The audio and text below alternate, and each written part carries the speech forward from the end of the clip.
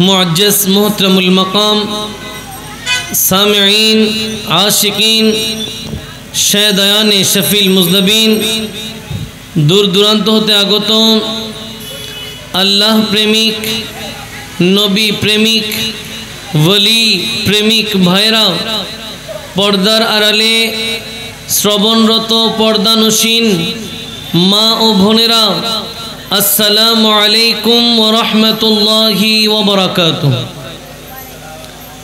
प्रशंसा आदाय करछि महान रब्बुल आलमीनेर आजीमुश्शान दरबारे जे महान रब्बुल आलमीन आजकेर एई महिमान्वित पवित्रतम रबिउल अव्वल शरीफेर पवित्रतम मासेर पवित्रतम এই রাত্রিতে ইশারের নামাজের পরে আল্লাহর এবং প্রিয় নবীর এই রহমতের প্যান্ডেলে বসে যে রব্বুল আলামিন আমাদেরকে কোরআন ও হাদিস শোনার নবীর ভালোবাসা অন্তরে নিয়ে আল্লাহর ওলিদের পদাঙ্ক অনুসরণ করে বাকিটা জীবন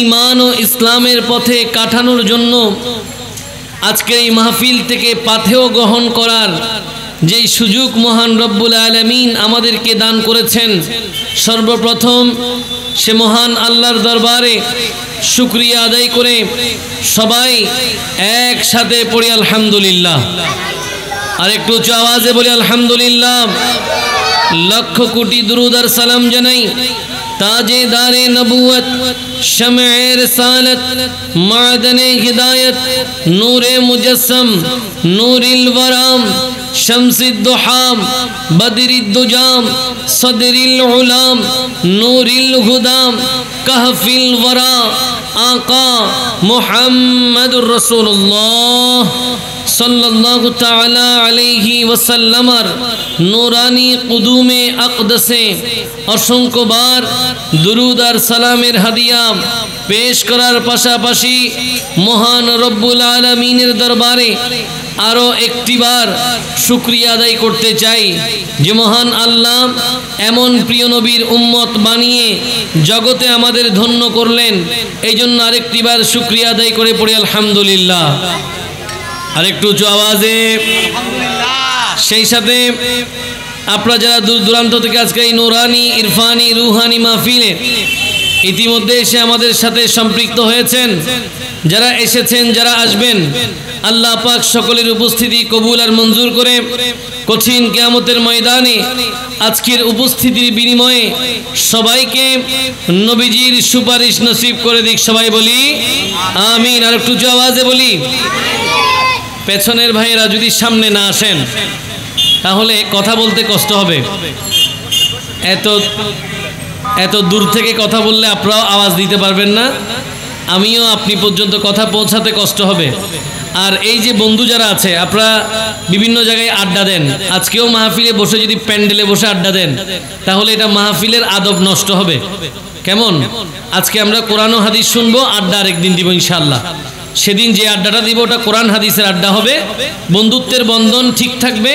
নামাজের মাধ্যমে আমরা জীবন সাজাবো প্যান্ডেলে বসে প্যান্ডেলের আদব রক্ষা করব পেছনে যারা আছেন ওনাদেরকে আবারও অনুরোধ করছি আপনার সামনে চলে আসলে কথা বলতে এবং পরে যারা আসবে ওদের বসতে সুবিধা হবে একটু মহব্বতে একটু আন্তরিকতা নিয়ে সামনে চলে আসেন আশা করছি ইনশাআল্লাহ আজকের এই মাহফিল রব্বুল আলামিন কবুল আর মঞ্জুর করবেন जिसका कोई सानी नहीं वो नबी हमारा है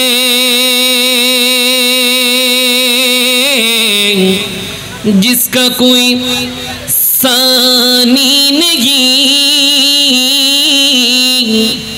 वो नबी हमारा है सुभान अल्लाह बोलें आरो चित्कार दिए बोलें सुभान अल्लाह एमन नबीर महफिले बसलाम जेई नबीर सृष्टिते कोनो तुलना नहीं तो आमी नाते मुस्तफा शुरू करছি আপনারা একটু हमारा नबी এটা বলতে পারবেন हमारा नबी माने আমাদের नबी हमारा नबी माने কি যেই নবীর প্রশংসা আল্লাহ পাক তুলনাহীন বাড়িয়ে দিয়েছেন, ওই নবীটা আমাদের নবী।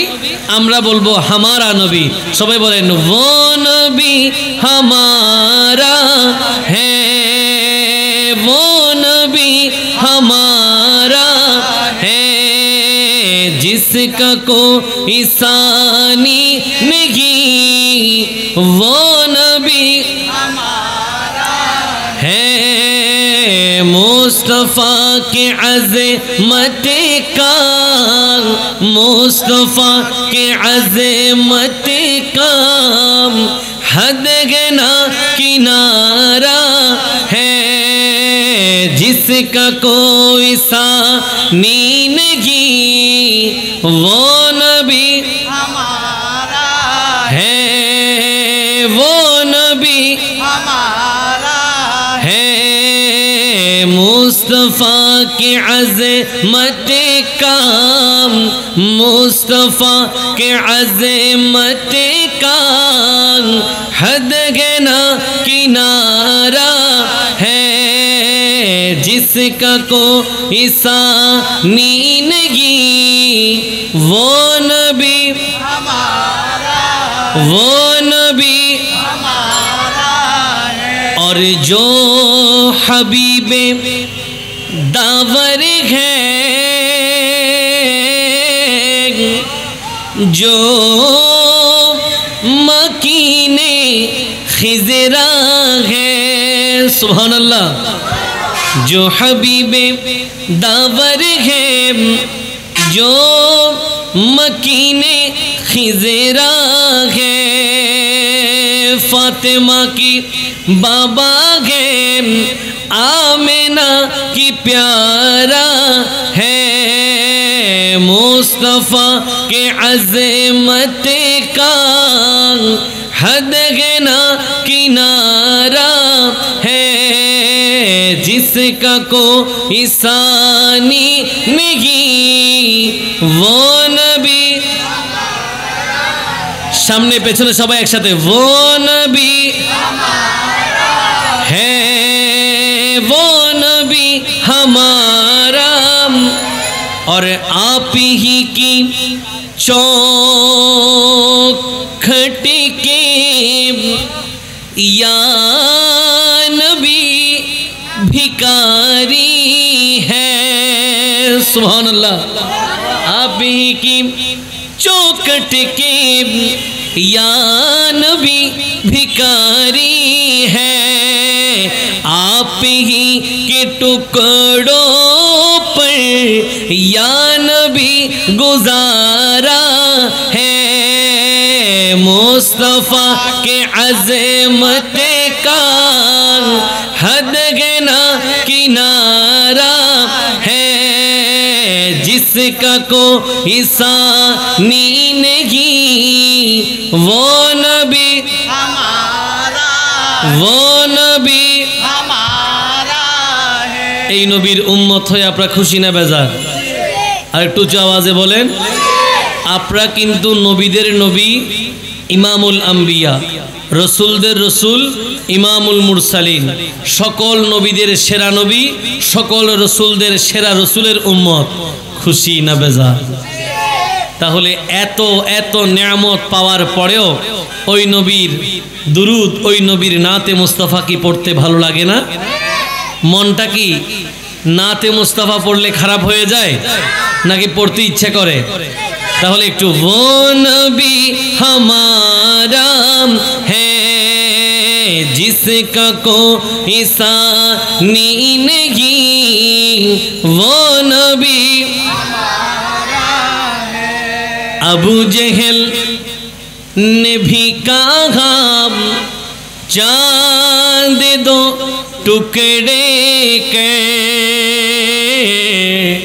अबू जहल ने भी कहा चांदे दो टुकड़े के, अरे वो भी कर दिखाया है, वो भी कर दिखाया है, वो नबी हमारा है, जिस जिसका कोई सानी नहीं वो नबी है, वो नबी हमारा है। সবাই বলি মারহাবা, আরো চিৎকার দিয়ে বলি মারহাবা, একটু মহব্বতে বলি সুবহানাল্লাহ, আলহামদুলিল্লাহ, আকবার, সুবহানাল্লাহ, আলহামদুলিল্লাহ, আল্লাহু আকবার, সুবহানাল্লাহ, আলহামদুলিল্লাহ, আল্লাহু আকবার।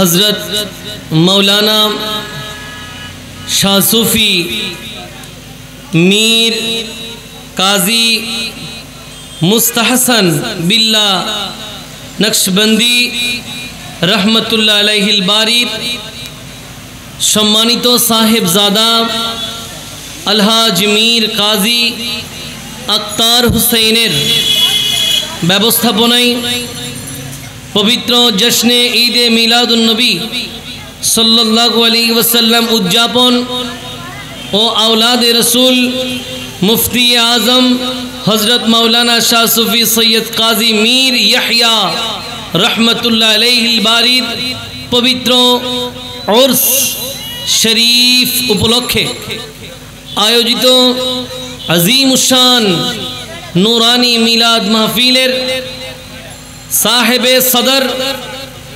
ऐतिह्यबाही मेजबांडार दरबार शरीफ गौसिया अमीन मंजिलेर सज्जादानशीन हज़रतुल अल्लामा मौलाना शाह सूफ़ी सैयद मफीजुद्दीन अल हसनी वल हुसैनी अल मेजबांडारी मुद्दाजिल्लुहुल आली आजकेर नूरानी महफिले प्रधान अतिथिर आसन अलंकृत करबेन जुगश्रेष्ठ आलेम दीन प्रख्यात आलेम दीन असंख्य आलेमेर उस्ताद ऐतिह्यबाही जहानपुर समादपुर शाही जामे मस्जिदेर सुयोग्य सम्मानित खतीबे मुकर्रम हज़रतुल अल्लामा मौलाना फरीदुल आलम रज़वी साहेब किबला मुद्दाजिल्लुहुल आली आजकेर नूरानी इरफानी महफिलेर प्रधान बक्ता हिसेबे आसन अलंकृत करार सदय सम्मति ज्ञापन करेছেন चकबाजारस्थ नवाब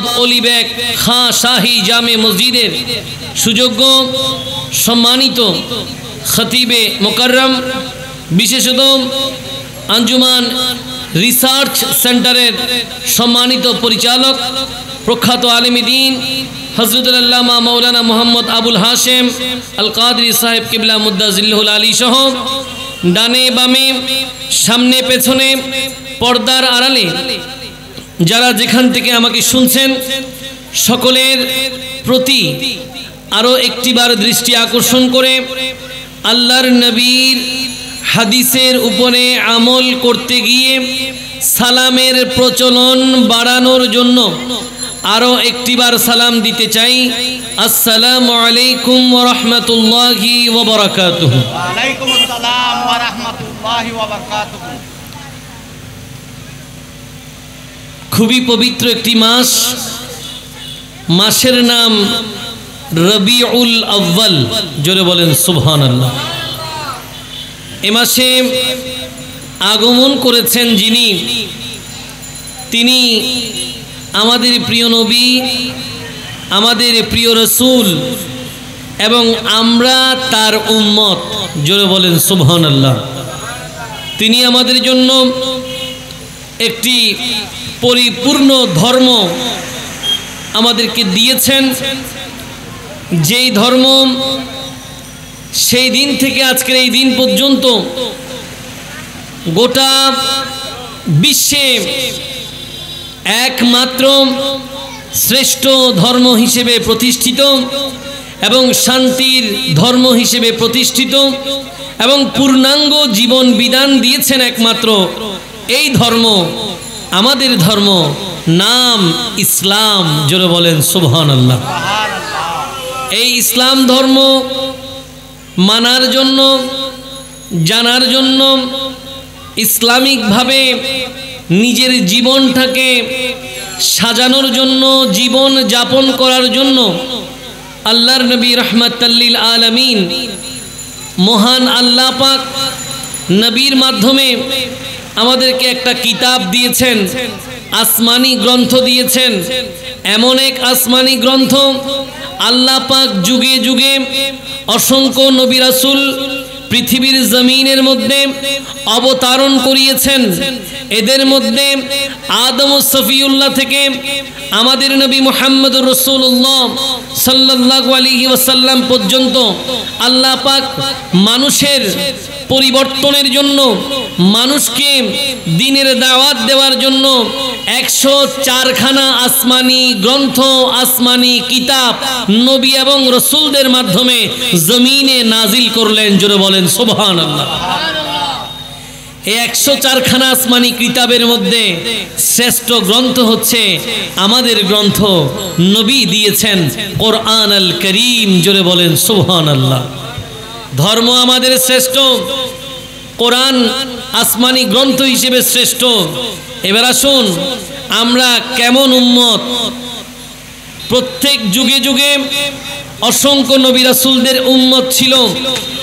আদম ও সফিউল্লাহর উম্মত ছিল, নূহ ও নজিহুল্লাহর উম্মত ছিল, মুসা কলিমুল্লাহর উম্মত ছিল, দাউদ আলাইহিস সালামের উম্মত ছিল, ঈসা রূহুল্লাহর উম্মত ছিল।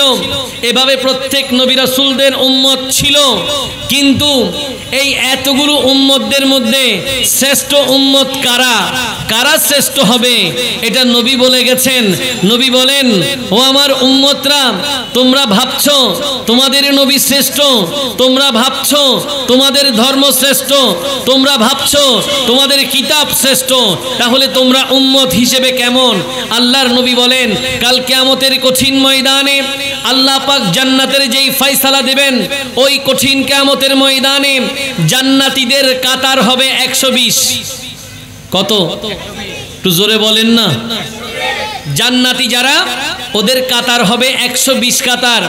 নবী বলেন, এই 120 কাতার জান্নাতি জান্নাতে যাবে, এদের জন্যই ফয়সালা হবে, এরা জান্নাতি। কিন্তু বড় আশ্চর্যজনক বিষয় হলো, আদম ও সফিউল্লাহ থেকে ঈসা রূহুল্লাহর উম্মতদের মধ্যে সবাই মিলে ওই জান্নাতীদের কাতার হবে মাত্র 40। জোরে বলেন সুবহান। আর প্রিয় নবী বলেন, ও আমার উম্মতেরা, তোমরা সকল নবী রাসূলের উম্মতদের মধ্যে শ্রেষ্ঠ। তোমাদের নবী যেভাবে নবীদের মহলে শ্রেষ্ঠ, তোমরা উম্মতদের কাতারে শ্রেষ্ঠ। এই জন্য কিয়ামতের কঠিন ময়দানে 120 কাতার জান্নাতীদের মধ্যে সকল নবী রাসূলদের উম্মত মিলে হবে 40 কাতার। আর আখিরি জামানার ইমামুল আউয়ালিন, ইমামুল আখিরিন, আমার আপনার প্রিয় নবীর উম্মত, অর্থাৎ আমরা একা হব 80 কাতার। জোরে বলেন না সুবহানাল্লাহ। আল্লাহু আকবার। ইয়া রাসূলুল্লাহ, ইয়া গাউসুল জিন্দাবাদ। আওয়াজে বলেন না সুবহানাল্লাহ। এই জন্য আমরা নবী পেয়ে খুশি। এই জন্য আমরা নবী পেয়ে কি, আমরা কেন খুশি হব না? আমরা তো না চাইতে শ্রেষ্ঠ নবীর উম্মত হলাম, অথচ আমাদের নবী এমন নবী যে নবীর উম্মত হওয়ার জন্য ঈসা রূহুল্লাহ আলাইহিস সালাম আল্লাহর দরবারে ফরিয়াদ করেছেন। বারি তাআলা কত শুনেছি, শেষ জামানার যেই নবী আগমন করবেন, ইনি শ্রেষ্ঠ নবী হবেন, ইনি ইমামুল আউয়ালিন হবেন, ইনি ইমামুল আখিরিন হবেন। উনার কথা তাওরাতের বর্ণনায় আছে, উনার কথা জবুরের মধ্যে আছে, উনার কথা ঈসা রূহুল্লাহর সেই ইনজিল শরীফের মধ্যে আছে। এত এত কথা, এত এত প্রশংসা নবীর শান দেখে ঈসা আলাইহিস সালাম আল্লাহর দরবারে ফরিয়াদ করেছেন, আল্লাহ আপনি আমাকে নবুয়ত দিয়েছেন, রিসালত দিয়েছেন, নবী বানিয়েছেন, রাসূল বানিয়েছেন, এরপরেও আমার নবুয়ত নয়, রিসালত নয়, আমি আখিরি জামানার উম্মত হতে চাই। এই জন্য ঈসা আলাইহিস সালামের দোয়া কবুল হয়েছে। কিয়ামতের আগে আগে ঈসা আলাইহিস সালাম আবার পৃথিবীর জমিনে আসবেন, নবী হয়ে, রাসূল হয়ে, কি হয়ে? উম্মত হয়ে। সেই উম্মত হয়ে আসবেন যেই উম্মত আমরা না চাইতে হয়ে গেছি। সুবহানাল্লাহ। তাহলে আল্লাহ যে আমাদেরকে দয়া করে শ্রেষ্ঠ নবীর উম্মত বানিয়েছেন, ওই নবীকে ভালোবেসে দুরূদ শরীফ পড়া এটা কি ঈমানদারের কর্তব্য নয়?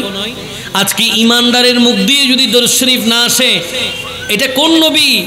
যেই নবী পৃথিবীর ধরাধামে এই রবিউল আউয়াল শরীফের সুবে সাদেকের সেই মহিমান্বিত পবিত্রতম মুহূর্তে 12 রবিউল আউয়াল শরীফ সোমবারে 570 খ্রিস্টাব্দে মা আমেনার কুঠির ঘরে রহমতের ঝলক নিয়ে নূরানী নবী যখন তশরিফ আনছেন, এনেই তো নবী সিজদায় পড়ে গেলেন। কেন সিজদায় পড়লেন? একটাই দাবি, একটাই আবদার, আল্লাহ আপনি আমার উম্মতদেরকে ক্ষমা করে দিন। জীবনের শেষ বিন্দু পর্যন্ত নবী সেটাই দোয়া করেছেন। আপনারা আশ্চর্য হবেন, তায়েফের ময়দানে এমন এক কঠিন মুহূর্ত, নবীজি তাদেরকে দ্বীনের দাওয়াত দিতে গিয়েছেন। তায়েফ একটা শহর, তায়েফ একটা কি শহর? এটা কার শহর জানেন? এটা হচ্ছে প্রিয় নবীর দুদমা হযরত হালিমাতুস সাদিয়া রাদিয়াল্লাহু তাআলা আনহার শহর। জোরে বলেন সুবহানাল্লাহ। যেখানে নবী ছোট্টবেলায় লালিত পালিত হয়েছেন। নবী ভাবলেন, যখন মক্কার মানুষরা কষ্টের পর কষ্ট দিচ্ছে, তায়েফের মধ্যে গিয়ে একটু দ্বীনের প্রচারটা করি, তায়েফের ময়দানে যাই, ওরা হয়তো আমাকে গ্রহণ করবে, ওরা হয়তো দ্বীনের দাওয়াত গ্রহণ করবে। এরকম ভেবে নবী যখন তায়েফের ময়দানে গেলেন, আহা, আজকে যেই নবীর প্যান্ডেলে এখনো পর্যন্ত চেয়ার খালি আছে, একটু তারা শুনবেন মনোযোগ দিয়ে, একটু মনের কান দিয়ে শুনবেন। আপনাদের ব্যস্ততা অনেক, আপনাদের কাজ অনেক, আপনাদের সময়ের অনেক মূল্য আছে, আপনারা মূল্যবান ব্যক্তি, কিন্তু আজকে আমি আপনাদেরকে সেই তায়েফের ময়দানের দিকে নিয়ে যাচ্ছি। ইতিহাসের পাতায় এই ইতিহাসগুলো লেখা আছে, আমরা পড়ি না বলে আমরা জানি না, আমরা মনে করি ইসলামটা সহজ। আসলে ইসলাম এত সহজ নয়। আল্লাহর নবী এই ভেবে গেলেন যে মক্কার মানুষরা আমাকে নির্যাতনের পর নির্যাতন করছে, আমি একটু আমার দুদমার শহরে যাই, ওখানে গিয়ে তাদেরকে দ্বীনের দাওয়াত দিই, আল্লাহর একত্ববাদের কথা বলি, নবীর রিসালাতের কথা বলি, ওরা হয়তো আমাকে বুঝবে, ওরা হয়তো ঈমান গ্রহণ করবে। এই ভেবে যখন নবী তায়েফ শহরে গেলেন, আহা, তায়েফবাসীকে নবী যখন ঈমানের দ্বীনের দাওয়াত দিলেন, তারা তো দাওয়াত গ্রহণ করলই না, বরঞ্চ তাদের সেই শহরের ছোট্ট ছোট্ট ছেলেদেরকে লাগিয়ে দিয়েছেন নবীকে পাগল বলার জন্য। তারা পাগল তো বলেছেন, নবীকে পাথরে পাথরে জর্জরিত করেছেন। নবী আঘাতের পর আঘাত, আঘাতের পর আঘাত পেয়েছেন। এমন এক অবস্থা কিতাবের মধ্যে উল্লেখ হচ্ছে, তায়েফবাসীরা নবীকে পাথর মেরে এত বেশি আঘাতপ্রাপ্ত করেছেন, নবীর জুতা যেটা ছিল, জুতা মোবারক, এমন অবস্থা শরীর থেকে রক্ত বেয়ে বেয়ে বেয়ে বেয়ে যখন জুতার মধ্যে পড়ছে, ওই জুতা যখন খুলতে গেছে, চামড়া সহ ছুটে বের হয়ে গেছে। দোজাহানের বাদশা নবী রহমাতাল লিল আলামিন। ইসলাম এত সহজ নয়। আজকে আপনারা মনে করছেন সবই সহজ, প্যান্ডেল হয়ে গেছে, বলতেই থাকুক, আমাদের কি? না না প্রিয় ভাই, একদিন আফসোস করবেন এরকম একটা প্যান্ডেলের জন্য, যে প্যান্ডেলে বসাটা বড় দরকার ছিল, যেখানে কোরআনের কথা হয়, যেখানে হাদিসের কথা হয়। এমন অনেকে কিন্তু বসে গেছেন যারা বৃষ্টির মধ্যেও এই প্যান্ডেলে তাদের জায়গা হয়েছে। জোরে বলেন সুবহানাল্লাহ। ঠিক কিনা? আপনি যদি বলেন মুরব্বীরা আসতে পারবে না, মুরব্বীদের আসতে কষ্ট হয়, আল্লাহ বলেন এই কথা বলার সুযোগ নাই, কারণ আমি এই প্যান্ডেলে অনেক মুরব্বীদেরকে জায়গা দিয়েছি। সুবহানাল্লাহ। কেউ যদি বলে নওজওয়ানরা আসতে পারবে না, আল্লাহ বলে অনেক নওজওয়ানদেরকে বসার সুযোগ দিয়েছি। কেউ যদি বলে কিশোররা বসতে পারবে না, বলে না না, অনেক কিশোরদেরকেও বসার সুযোগ করে দিয়েছি। তাহলে মাওলা ঘটনা কি? ঘটনা হচ্ছে আল্লাহ যাদেরকে চাই তারাই আসবে, এর বাইরে আর কারো আসার সুযোগ।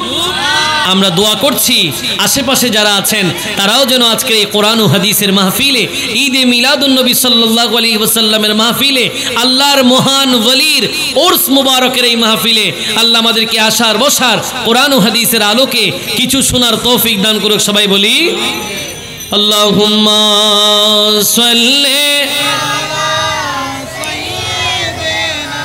মৌলানা মুহাম্মদ ওয়ালা আলি সাইয়্যিদিনা মাওলানা মুহাম্মদ। আসুন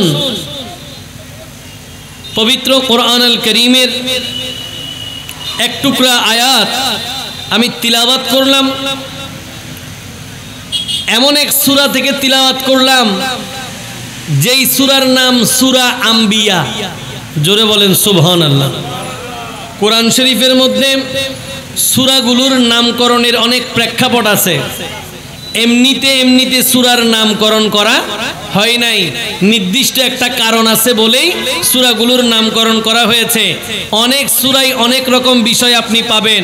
যেমন আপনারা জানেন এরকম একটা সূরার নাম বলি, সূরা কাফিরুন। সূরা শুরুতে আয়াতটা একটু সবাই বলেন তো, কুল ইয়া আইয়ুহাল কাফিরুন। সূরার নাম কি? সূরা কাফিরুন। কাফিরুন অর্থ হচ্ছে কাফেরগণ। কাফিরুন অর্থ কি? এই সূরার নাম কাফিরুন হলো কেন? কারণ হচ্ছে এই সূরার মধ্যে কাফেরদের বৈশিষ্ট্য, কাফেরদের বিষয়গুলো তুলে ধরা হয়েছে। এরা কেমন হবেন, এদের অবস্থা কি হবে, এই জন্য সূরার নাম, যেহেতু এই সূরাতে কাফেরদের কথা হয়েছে, এই জন্য সূরার নাম কাফিরুন। কিছু সূরা আছে আপনারা জানেন, যেমন ধরেন সূরার নাম সূরা কাউসার। কি নাম? সূরা কাউসার। শুরুর আয়াত হচ্ছে ইন্না আ'তাইনাকাল কাউসার। এই সূরাতে আল্লাহ পাক নবীকে এমন এক নিয়ামত দিয়েছেন যেটার নাম হচ্ছে কাউসার। জোরে বলেন সুবহানাল্লাহ। কাউসার হচ্ছে এমন নিয়ামত যেটা গুণে শেষ করা যায় না। সুবহানাল্লাহ। আমাদের নবীকে আল্লাহ সাহেবে কাউসার বানিয়েছেন। কি বানিয়েছেন? সাহেবে কাউসার বানিয়েছেন। অর্থাৎ নবী, আমি আপনাকে এত এত নিয়ামত দিয়েছি যেগুলো গুণে শেষ করা যাবে না। এই জন্য কাউসার আয়াতের শুরুতেই এই নিয়ামতের কথা আছে বলে সূরার নাম কাউসার। যেই সূরা থেকে আজকের আলোচনা আমি শুরু করতে চাই, ওই সূরার নাম আম্বিয়া। আম্বিয়া শব্দটা বহুবচন। কি বচন? আপনারা অনেকে স্কুল কলেজ মাদ্রাসায় পড়েন, আপনারা এক বচন বহু বচন নিশ্চয়ই পারেন। আপনারা নিশ্চয়ই ইংলিশ গ্রামার পড়েন, ওখানে নিশ্চয়ই আপনারা সিঙ্গুলার নাম্বার, প্লুরাল নাম্বার নিশ্চয়ই জানেন। যেমন আমি, এটা এক বচন, আমরা বহু বচন, আমরা অনেকেই বিষয়গুলো জানি। একইভাবে আম্বিয়া হচ্ছে বহু বচন, এক বচন হচ্ছে নবী। জোরে বলেন সুবহানাল্লাহ। নবী মানে একজন নবী, আম্বিয়া মানে নবীগণ। জোরে বলেন সুবহানাল্লাহ। এই সূরার নাম সূরা আম্বিয়া হওয়ার কারণ হচ্ছে এই সূরাতে আল্লাহ পাক অসংখ্য নবী রাসূলদের আলোচনা এনেছেন বলে সূরার নাম সূরা আম্বিয়া। জোরে বলেন সুবহানাল্লাহ। আমি সেখান থেকে এই সূরার 107 নম্বর আয়াত দিয়েই আজকের আলোচনা শুরু করতে চাই। তার আগে আপনাদেরকে বলবো, কোরআন শরীফ শুনলে সওয়াব নাকি গুনাহ? সবাই বলতেছে না। পেছনের ভাইয়েরা বলেন, সওয়াব না গুনাহ? আমি যদি আপনাদেরকে কোরআন তেলাওয়াত করে শোনাই, আপনারা যদি কোরআন শুনেন, তিলাওয়াত শুনেন, সওয়াব কি আমার বেশি আপনাদের কম নাকি সমান সওয়াব? একটু উঁচু আওয়াজে বলেন না সুবহানাল্লাহ। সমান সওয়াব। কোরআন যে পড়ে যে শুনে উভয়ের সমান সওয়াব। তাহলে সওয়াবটা কি নিয়ামত না গজব? একটু সবাই একসাথে বলেন, নিয়ামত না গজব?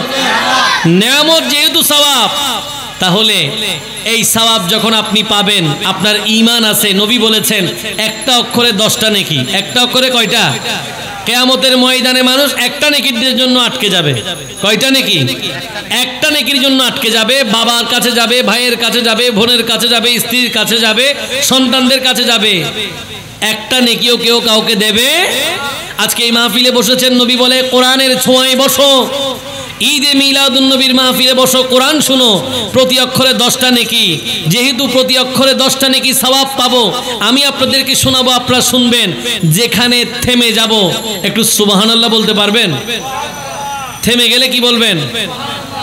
তাহলে চেষ্টা করি, কোরআন আল করিম যেখানে থেমে যাব সবাই কি বলবেন? পেছনে যারা আছেন এরা সুবহানাল্লাহ যদি বলে, আমি কি শুনবো এখানে? তাহলে এরা যদি মহব্বত করে এই সারিতে চলে আসে, তাহলে সবাই একসাথে যদি সুবহানাল্লাহ বলে শোনা যাবে। আমি পেছনের ভাইদেরকে সামনে আসতে বলবো। বৃষ্টি ইনশাআল্লাহ কমে গেছে। সুবহানাল্লাহ বলেন। বৃষ্টি কমে গেছে, আপনারা আস্তে আস্তে সামনে কারীমের তিলাওয়াতের মাধ্যমে আজকে আলোচনা শুরু। যেখানেই থেমে যাব উঁচু আওয়াজে বলবেন সুবহানাল্লাহ। বিসমিল্লাহির রহমানির রহিম। وما أرسلناك إلا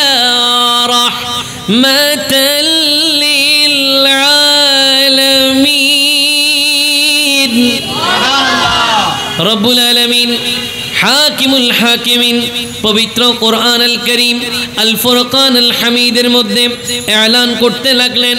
সূরা আম্বিয়ার 107 নম্বর আয়াতের মধ্যে আল্লাহ বলেন, ওয়ামা আরসালনাকা ইল্লা রাহমাতাল লিল আলামিন।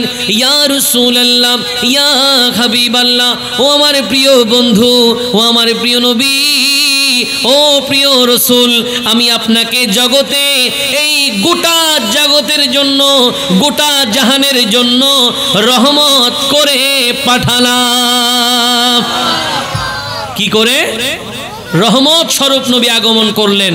রহমাতাল লিল, সবাই বলেন রহমাতাল লিল আলামিন। আলামিনের রহমত। কিসের রহমত? আলামিনের রহমত। কে? নবী। কে বলছে? আল্লাহ। কে বলছে? আল্লাহ বলছে নবী আলামিনের রহমত। নবী আমি আপনাকে গোটা কুল কায়নাতের জন্য বানিয়েছি রহমত স্বরূপ। এখন এই নবী কি ইহকালের রহমত না পরকালের রহমত? দেখি একটু বলেন, আপনারা বলেন, আমরা শিখি। কি মনে হয় আপনাদের, নবী ইহকালের নাকি পরকালের রহমত, নাকি দুই জাহানেরই রহমত? দুই জাহানেরই। সবাই একসাথে, দুই জাহানের। কিন্তু কথার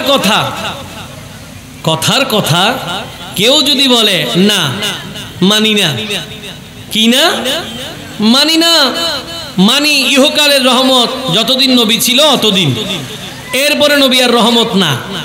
63 বছরের হায়াতে জিন্দেগি, নবুয়ত প্রকাশিত করেছেন, প্রকাশ করেছেন 40 বছর বয়সে।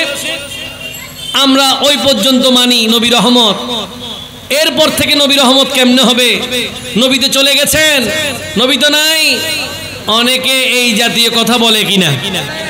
আমি বলবো, আমরা বলবো না, কোরআন বলবে নবী কোন পর্যন্ত রহমত। জোরে বলেন সুবহানাল্লাহ।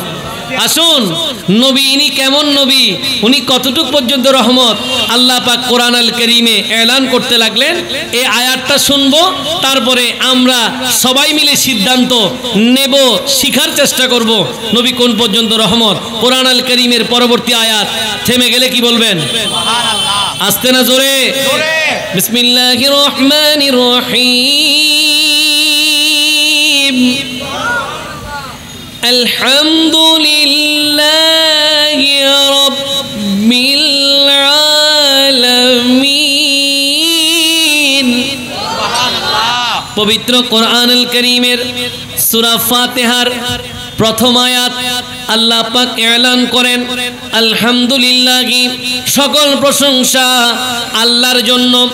তিনি কোন আল্লাহ? তিনি কোন প্রভু? আল্লাহ বলেন তিনি রব্বিল আলামিন, যিনি আলামিনের রব। সুবহানাল্লাহ। আলামিন মানে বিশ্বকুল কায়নাত, আল্লাহর গোটা সৃষ্টি জগৎ, যে পর্যন্ত আল্লাহ যা সৃষ্টি করেছেন ওটার রব কে? আল্লাহ। আরো চিৎকার দিয়ে বলেন আল্লাহ। এই আল্লাহ ডাকতে কি কষ্ট হয়? একটু উঁচু আওয়াজে বলেন না আল্লাহ। আরো উঁচু আওয়াজে বলেন আল্লাহ। যত বেশি আল্লাহর জিকির করবেন অন্তর শান্ত হবে। অন্তর কি হবে? আমরা অনেক বন্ধুদেরকে মাঝে মাঝে দেখি খুব বেশি বেশি ধূমপান করে।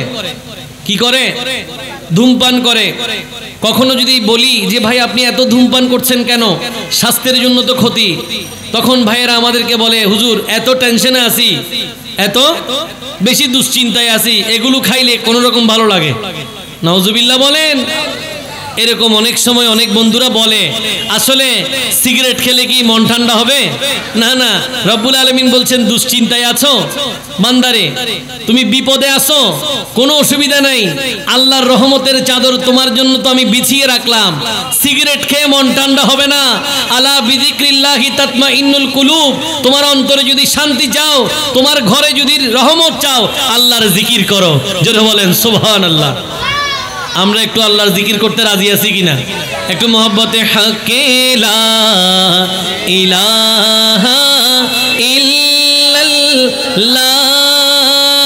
লা ইলাহা লা হাকে লা ইলাহা জোরে লা ইলাহা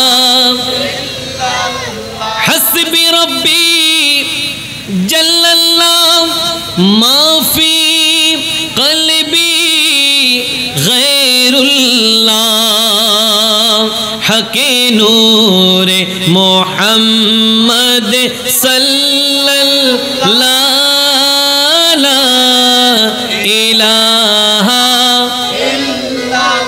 লা হাকে লা ইলাহা ইল্লাল্লাহ লা ইলাহা লা ইলাহা ইল্লাল্লাহু মুহাম্মাদুর রাসূলুল্লাহ সাল্লাল্লাহু আলাইহি ওয়াসাল্লাম। সবাই একসাথে উঁচু আওয়াজে বলি সুবহানাল্লাহ। রব্বুল আলামিন বলেন, সমস্ত প্রশংসা যিনি এই কুল কায়নাতের মালিক, যিনি এই গোটা জাহানের মালিক, এই সমস্ত সৃষ্টি জগতের মালিক, সমস্ত সৃষ্টি জগতের প্রতিপালনকারী যিনি, তিনি আল্লাহ। সকল প্রশংসা তার জন্য। জোরে বলেন সুবহানাল্লাহ। প্রতিনিয়ত আপনারা যখন নামাজের মধ্যে দাঁড়ান আপনারা এই সূরাটা পড়েন, ঠিক কিনা? পৃথিবীর জমিনে মুসলমান এই সূরা পারে না এরকম কোন মুসলমান? এই সূরাটাকে বলে উম্মুল কোরআন, কোরআনের মা। জোরে বলেন সুবহানাল্লাহ। এটা এমন একটা সূরা যেই সূরার আয়াত সংখ্যা 7। কত? 7টা আয়াত। কিন্তু আপনি আশ্চর্য হয়ে যাবেন, এই 7টা আয়াতের মধ্যে প্রথম 3টা আয়াত স্রষ্টাকে নিয়ে। কাকে নিয়ে? স্রষ্টাকে নিয়ে। শেষের 3টা আয়াত বান্দাকে নিয়ে। জোরে বলেন সুবহান। তো মাঝখানে আর আয়াত কয়টা আছে? এটা কয় নম্বর আয়াত? 4 নম্বর আয়াত। এই 4 নম্বর আয়াত অর্ধেক স্রষ্টার আর অর্ধেক সৃষ্টির। জোরে বলেন সুবহানাল্লাহ। গোটা 7টা আয়াত 3.5 ভাগ রবের কথা, আর বাকি 3.5 ভাগ অর্থাৎ আরো 3.5টা আয়াত অংশ বান্দার কথা। জোরে বলেন সুবহানাল্লাহ। গোটা কোরআনের সামারি, গোটা কোরআনের সারমর্ম রব্বুল আলামিন সূরা ফাতিহায় দিয়ে দিয়েছেন। এই জন্য যেই বান্দা দৈনিক একবার অন্তত ঘর থেকে বের হওয়ার সময় সূরা ফাতিহা পড়ে, আল্লাহ তার হেফাজতের জন্য আসমান থেকে ফেরেশতা নাজিল করে। আমরা সূরা ফাতিহা পড়তে রাজি আছি কিনা? এই সূরা দিয়েই প্রতিনিয়ত আমরা নামাজ পড়ি। আমাদের দৈনন্দিন জীবনে যখনই আমরা নামাজে দাঁড়াই প্রত্যেক রাকাতে একটা সূরা পড়তে হয়। এটা কোন সূরা? সূরা ফাতিহা। কেন? কারণ লা সালাতা ইল্লা কিরাতিল ফাতিহা। সূরা ফাতিহা ছাড়া নামাজ হবে। প্রতিনিয়ত আপনি বলছেন আলহামদুলিল্লাহি রাব্বিল আলামিন, সমস্ত প্রশংসা দোজাহানের মালিক, সৃষ্টি জগৎ কুল কায়নাতের মালিকের জন্য, যিনি এই গোটা জগতের প্রতিপালনকারী। জোরে বলেন সুবহান। এখন আপনাদেরকে আমি প্রশ্ন করতে চাই, আল্লাহ যিনি রব, যিনি, ইনি কি শুধু ইহ জগতের রব নাকি পরকালেরও রব? ইহকাল বলেন, পরকাল বলেন, যতকাল আমরা জানি না, যতকাল জানি, সব জগতের রবকে। এই যত জগতের রব আল্লাহ, অত জগতের রহমত নবী। জোরে বলেন সুবহানাল্লাহ। আমি বলি নাই, কোরআন বলছে আলহামদুলিল্লাহি রাব্বিল ওয়ামা আরসালনাকা ইল্লা রাহমাতাল লিল আলামিন। দুটাই কোরআনের আয়াত। জোরে বলেন সুবহানাল্লাহ। এই জন্য শায়েররা বড় সুন্দর লিখেছেন, খোদা কি আযমতে ক্যা হে মুহাম্মদে মুস্তাফা জানে मकामे मुस्तफा क्या है मोहम्मद का खुदा जाने सलातुनिया रसूल अल्लाह अलैकुम सलामुनिया हबीब अल्लाह। खुदा की अजमत क्या है? अल्लाहर आजमत की मोहम्मद मुस्तफा जाने। আল্লাহর আজমত কি এটা নবী জানে। জোরে বলেন না সুবহানাল্লাহ। और मकाम मुस्तफ़ा क्या है? নবীর মকাম কি, নবীর শান কি, নবীর আজমত কি, এটা মুহাম্মদ কা খোদা জানে। যেই মুহাম্মদকে আল্লাহ সৃষ্টি করেছেন ভালোবেসে, ওই নবীর শান ও আজমত আল্লাহই ভালো জানেন। জোরে বলেন সুবহানাল্লাহ।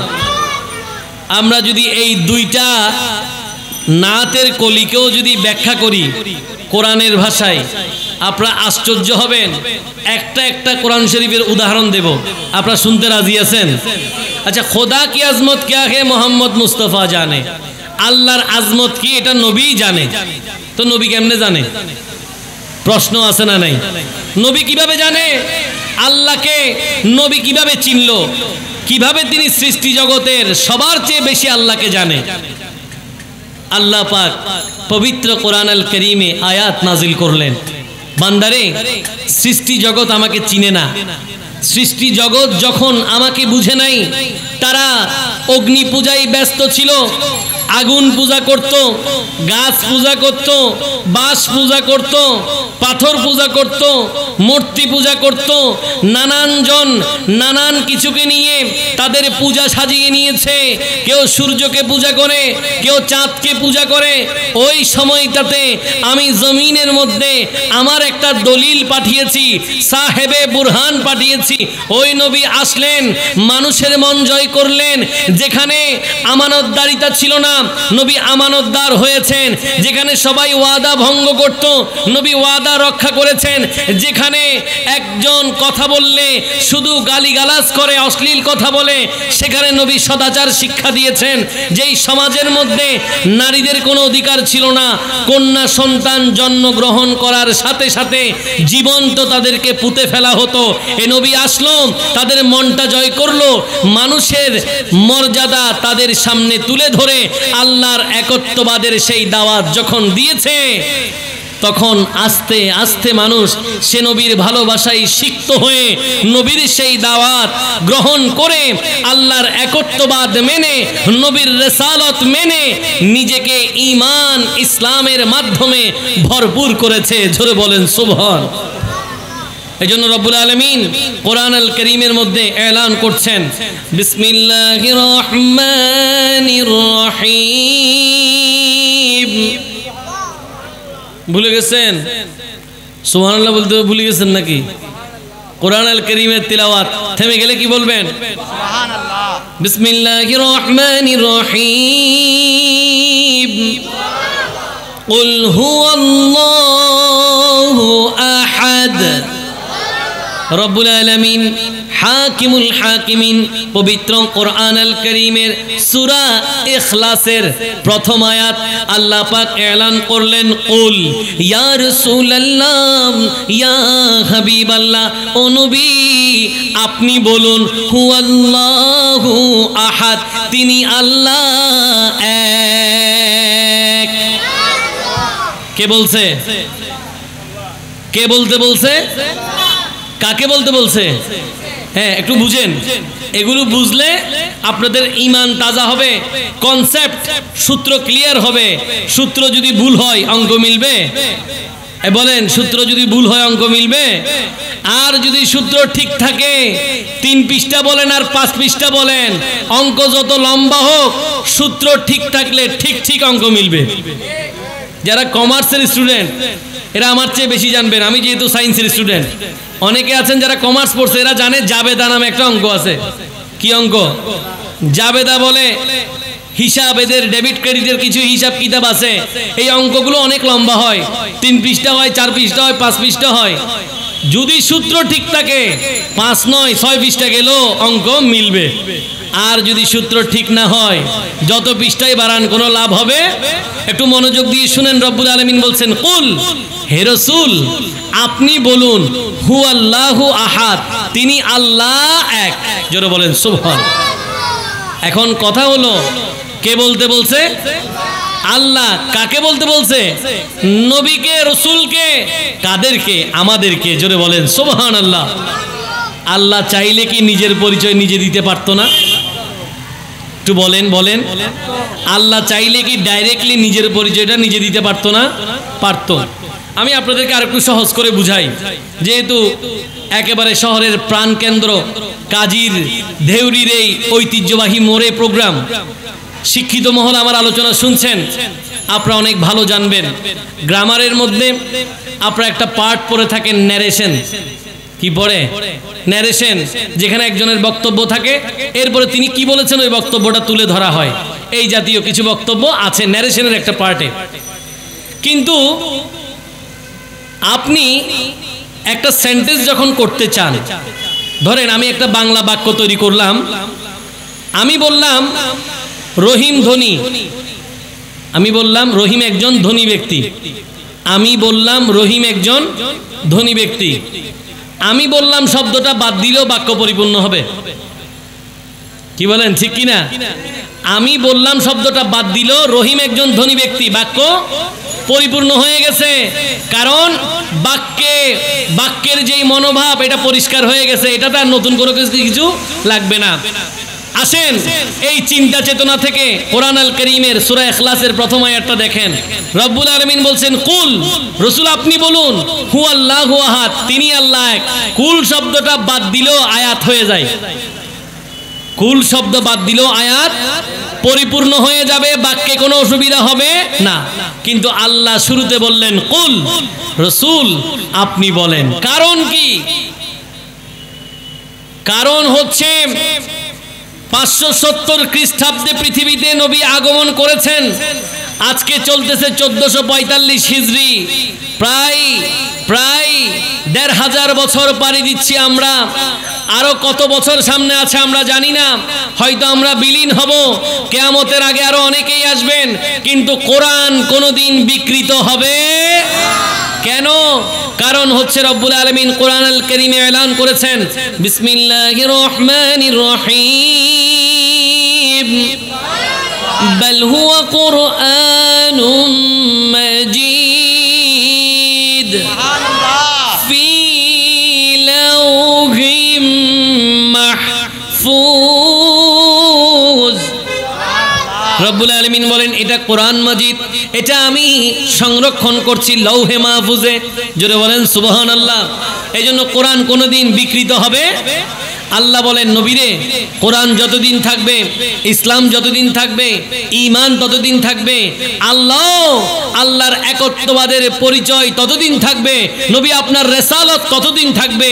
কিন্তু দিন শেষে মানুষ যখন ইসলামের এজেন্ডা নিয়ে মানুষের কাছে যাবে, একটা সম্ভাবনা তৈরি হয়েছে যে নবী আপনাকে বাদ দিয়ে ঈমান ইসলামের প্রচার করার জন্য কিছু কিছু এজেন্ডা বের হয়ে যাবে। এই জন্য আমি কোরআন আল কারীমে একেবারে আমার পরিচয়ের সাথে আপনি নবীর জবানটাকে লাগিয়ে দিলাম, যেন দৈনন্দিন জীবনে বলেন, আজকের এই দিন বলেন, আজ থেকে 1000 বছর পরে বলেন, কেউ যদি আল্লাহর একত্ববাদের পরিচয় দিতে হয়, নবী আপনার রেফারেন্স দিয়ে যেন পরিচয় দেয়। কারণ আল্লাহ এক বলতে গেলে বলতে হবে নবী বলেছে, ঠিক কি না? আল্লাহর একত্ববাদের পরিচয় দিতে গেলে কার কথা বলতে হবে? নবী বলেছে, এটা বলতে হবে। এই জন্য আপনারা আশ্চর্য হবেন, সেই দুখু মিয়া নাম শুনছেন? দুখু মিয়াকে বাংলাদেশের জাতীয় কবি কাজী নজরুল ইসলাম, যিনি হোটেলে চাকরি করেছেন, কিন্তু এত বড় একজন সুপ্রিম ট্যালেন্ট ছিলেন, যাকে নিয়ে আজকে চট্টগ্রাম বিশ্ববিদ্যালয় সহ ঢাকা বিশ্ববিদ্যালয় সহ প্রাচ্যের অক্সফোর্ডগুলোতে শিক্ষার সর্বোচ্চ বিদ্যাপীঠে যাকে নিয়ে পিএইচডি করা হয়, সেই কাজী নজরুল নবীর প্রেমে সিক্ত ছিল। তিনি লিখেছেন, তৌহিদেরি মুর্শিদ আমার মুহাম্মদের নাম, মুর্শিদ মুহাম্মদের নাম। সুবহানাল্লাহ বলেন। কি লিখেছেন তিনি! আহা, কোনোদিন কি চিন্তা করছেন এই সঙ্গীত শুনে নাই এরকম লোক কম আছে এখানে? এটা অনেক পুরাতন সঙ্গীত, কিন্তু উনি কি লিখছে? তাওহীদ মানে একত্ববাদ, আল্লাহকে চেনা, আল্লাহকে জানা, আল্লাহর পরিচয়। তাওহীদ মানে একত্ববাদ। তাওহীদেরই মুর্শিদ মানে পথ প্রদর্শক, যিনি পথ দেখায়। কবি কাজী নজরুল লিখলেন, একত্ববাদের পথ যিনি দেখালেন, তিনি আমাদের নবী। জোরে বলেন সুবহানাল্লাহ। কষ্ট হয়, খারাপ লাগে, বুঝতেছেন বিষয়গুলো? আমরা সেই নবীর উম্মত, আমরা সেই নবীর উম্মত। চিৎকার দিয়ে বলেন না সুবহানাল্লাহ। এটা আপনাদের সৌভাগ্য, আপনারা শ্রেষ্ঠ নবীর উম্মত হয়েছেন যদি উম্মতিটা ধরে রাখতে পারেন। কি ধরে রাখতে পারেন? যদি উম্মত হওয়ার যোগ্যতাটা ধরে রাখতে পারেন। নবী বলেছেন উম্মতরে আমার কোনো চিন্তা নাই, যদি তোমার জীবনে কিছু গুনাহ থাকেও, যদি তুমি বড় কবিরা গুনাহগার হও, উম্মতের গুনাহগুণ যদি ঠিক থাকে, উম্মত হওয়ার যোগ্যতাটা যদি ঠিক রাখতে পারো, এরপরে যদি তুমি বড় কবিরা গুনাহগার হও, উম্মত তোমার জন্য আমার সুপারিশ। জোরে বলেন সুবহানাল্লাহ। আল্লাহ আমাদেরকে বুঝার তৌফিক দিক। সবাই বলি আসুন সেই নবীর উম্মত হয়ে ওই নবীর ভালোবাসায় একটু উঁচু আওয়াজে সবাই মিলে দরুদ শরীফ পড়তে পারবো? একটু উঁচু আওয়াজে মহব্বতে মন থেকে পড়তে পারবো? আসেন। আল্লাহুম্মা সাল্লি আলা সাইয়্যিদিনা মুহাম্মদ বলো নবিয়েনা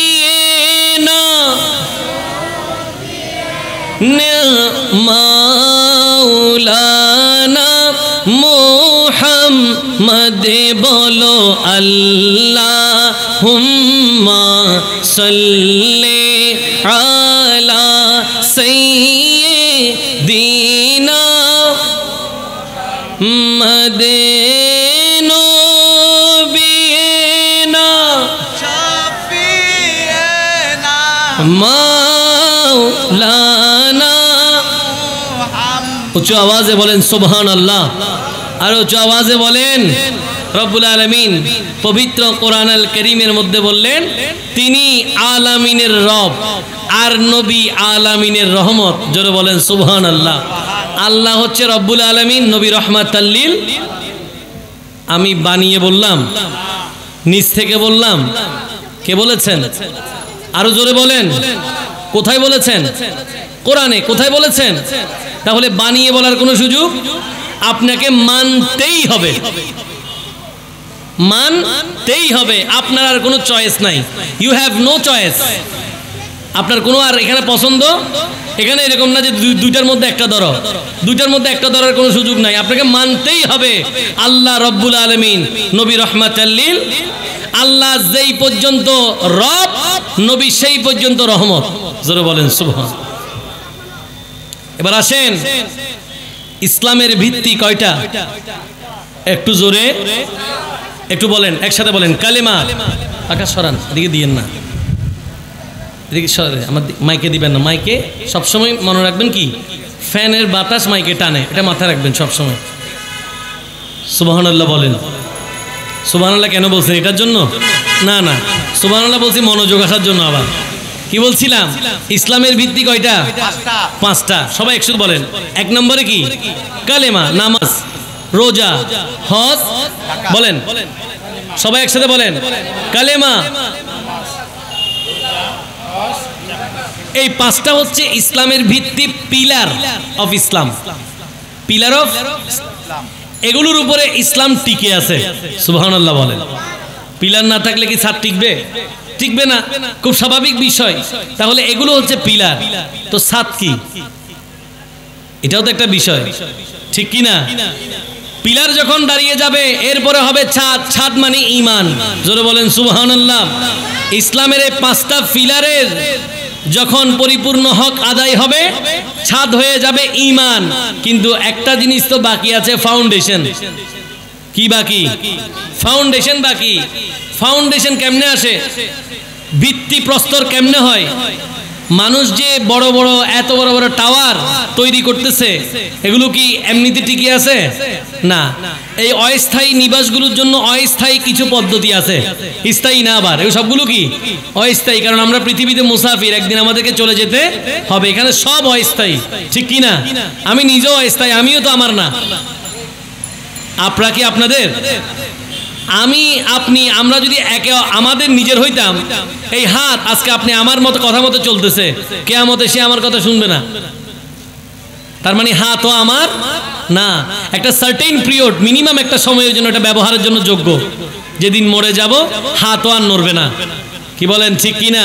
আল্লাহ পাক বলছেন আল ইয়াউমা নাখতিমু আলা আফওয়াহিহিম ওয়া তুকাল্লিমুনা আইদিহিম ওয়া তাশহাদু আরজুলুহুম বিমা কানু ইয়াকসিবুন। বান্দা, কঠিন কিয়ামতের ময়দান যখন কায়েম হবে, সেই কিয়ামতের ময়দানে তোমার মুখের উপরে তালা মারা হবে, তোমার কোনো কথা বলার সুযোগ থাকবে না। কথা বলবে তোমার হাত, সাক্ষী দিবে তোমার পা। বিমা কানু ইয়াকসিবুন, তোমার কিছু করার থাকবে। তাহলে আমরাও আমাদের অস্থায়ী নিবাসে যে বিল্ডিংগুলো দেখছেন, এগুলোর কিছু নিচে কিছু ফাউন্ডেশনের কাজ করতে হয়। এই ফাউন্ডেশন হচ্ছে আল্লাহর একত্ববাদ, নবীর শাহাদাত, নবীর রিসালাত। জোরে বলেন সুবহান। নও মুসলিম ঈমান আনতে দেখছেন? দেখেন নাই কখনো? আরে মানুষ মুসলমান হইতে দেখেন নাই? কোনোদিন দেখেন নাই? দেখছেন তো? আচ্ছা, একজন অমুসলিম ব্যক্তি রমজান মাসে 30টা রোজা রাখছে, কাজ হবে? অমুসলিম ব্যক্তি 5 ওয়াক্ত নামাজ ও তাহাজ্জুদেরটাও পড়ে, লাভ হবে? অমুসলিম ব্যক্তি কোরবানির গরু একটা জায়গায় 7টা জবাই করছে, লাভ হবে? কেন লাভ হবে না? কারণ সে অমুসলিম। কেন সে অমুসলিম? কারণ ওর ফাউন্ডেশন তৈরি হয় নাই। পিলার দিয়ে কিছু হবে, ফাউন্ডেশনটা তো এখনো তৈরি হল না। ফাউন্ডেশন কেমনে আসে? ওই যে নও মুসলিম যখন ঈমান আনতে দেখেন, আপনারা দেখবেন এই যে আমাদের হুজুর কিবলা আল্লামা সাবির শাহ ইতিমধ্যে গতকালকে এগুলো আসলেই চলে, এগুলো বাগান, সুবহানাল্লাহ বলেন, এগুলো চলতে থাকে সব সময়। নও মুসলিমরা নও মুসলিম হয়, আপনারা প্রতিনিয়ত দেখেন। তো ওখানে কি হয়? ওখানে একটা কালেমা প্রায় আমরা শুনি, সেই কালেমাটা পড়ানো হয়। কালেমার নাম কি বলেন তো? কালেমায়ে শাহাদাত। কালেমায়ে তাইয়্যিবা তো আছে, কালেমায়ে শাহাদাত। আমরা সবাই কি পারি? তাহলে একটু চেষ্টা করি, সবাই একসাথে পড়ি। আজকের এই কাজী দেউরির এই প্যান্ডেল, এটা আমাদের জন্য সাক্ষী হয়ে যাবে যে সবাই মিলে আমরা ঈদে মিলাদুন নবীর মাহফিলে শানে আউলিয়ার কনফারেন্সে বসে কালেমায়ে শাহাদাত প্র্যাকটিস করছি। আল্লাহ কবুল করুক। সবাই বলি, একটু সবাই একসাথে মুখে মুখে পড়ি কালেমায়ে শাহাদাত। বিসমিল্লাহির রহমানির রহিম। আশহাদু আল্লা ইলাহা ইল্লাল্লাহু ওয়াহদাহু লা শারীকা লাহু ওয়া আশহাদু আন্না মুহাম্মাদান আবদুহু ওয়া রাসূলুহু। জোরে বলেন সুবহানাল্লাহ। এটা বললে ইসলাম ধর্মে সে প্রবেশ করলো। এতক্ষণ যে অমুসলিম ছিল, এখন সে মুসলিম হয়ে গেছে। এটার মধ্যে এত কি জাদু আছে, এটাতে এমন কি রহস্য আছে যে এটা পড়লেই মানুষের ঈমান তাজা হয়ে যায়। কারণ কি? এটাতে কি আছে? প্রথমে বলে আশহাদু, আমি সাক্ষ্য দিচ্ছি, আল্লাহ ইলাহা ইল্লাল্লাহ, আল্লাহ ছাড়া কোনো ইলাহ নাই। তো জোরে বলেন না সুবহানাল্লাহ। আল্লাহ ছাড়া আর কোনো ইলাহ, আমি সাক্ষ্য দিচ্ছি, আশহাদু, আমি সাক্ষ্য দিচ্ছি। ওয়াহদাহু লা শারীকা লাহ, তিনি এক, তিনি অদ্বিতীয়, তার কোনো সমকক্ষ। এরপরে বলি ওয়াশহাদু আন্না মুহাম্মাদান আবদুহু ওয়া রাসূলুহু, আর আমি এটাও সাক্ষ্য দিচ্ছি প্রিয় নবী মুহাম্মদুর রাসূলুল্লাহ সাল্লাল্লাহু আলাইহি ওয়াসাল্লাম আল্লাহর প্রেরিত প্রিয় রাসূল, প্রিয় বান্দা। জোরে বলেন সুবহানাল্লাহ। আল্লাহর একত্ববাদ যখন বান্দা মেনে নেয়, নবীর রিসালাত যখন মেনে নেয়, তখন বান্দা ঈমানদার মুসলিম হয়ে যায়। এরপরে কালেমা পড়লে তার লাভ হবে, এরপরে নামাজ পড়লে তার লাভ হবে, এরপরে রোজা রাখলে তার কাজে আসবে, এরপরে হজ যাকাত, সত্য কথা বলা, ন্যায় নীতির কথা বলা, এই সবগুলো তার কাজে আসবে।